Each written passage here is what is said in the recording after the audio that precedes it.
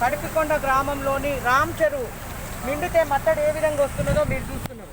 ఈ మత్తడి పోవడానికి ఏదైతే దీనికి కరెక్ట్గా నీళ్లు పైప్ లైన్లు అనేది కరెక్ట్గా వేయకుండా దీనికి ఒక 6 పైప్ లైన్లు వేస్తేనే కానీ మత్తడి నీళ్లు పోవడానికి అవకాశం ఉంటుంది. అట్లా కాకుండా తూతూ మంత్రంగా దీనికి ఏదో కాంట్రాక్ట్ చేసినామంటే చేసిన విధమనే కాకుండా 2 పైపులు వేసిన మూలాన ఏ విధంగా రోడ్లు కొట్టుకపోయినాయో మనం చూసినాం. ఇక్కడ చూడండి రోడ్డు ఎంత పోసిందో. సరే ఈ రోడ్లు పోతే మళ్ళీ పోసుకోవచ్చు, కానీ పంట అనేది 60 ఎకరాల పంట దీని కింద ఎంత నష్టపోయింది. ఈ నీళ్లు రావడం మూలాన రైతులు చాలా నష్టపోయింది. మరీ ముఖ్యంగా రైతులకు ఫసల్ బీమా అనేది కేంద్ర ప్రభుత్వం ఎన్నిసార్లు చెప్పినా కూడా ఫసల్ బీమా గురించి రాష్ట్ర ప్రభుత్వం పట్టించుకోకపోవడం మూలాన ఇవాళ రైతులు చాలా నష్టపోయింది. ఎవరు కూడా ఫసల్ బీమా కట్టుకోలేదు.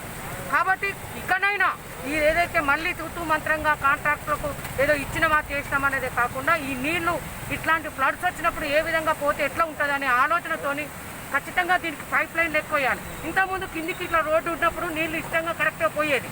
కాబట్టి ఇప్పటికైనా ఆలోచించి ఖచ్చితంగా దీర్ఘకాలిక ప్రణాళిక ఆలోచించి ఒక స్టాండర్డ్గా పోయాలని బీజేపీ డిమాండ్ చేస్తున్నది. ఇప్పటికి ఇట్లనే ఇదే విధంగా చేయొద్దని కూడా బీజేపీ డిమాండ్ చేస్తుంది.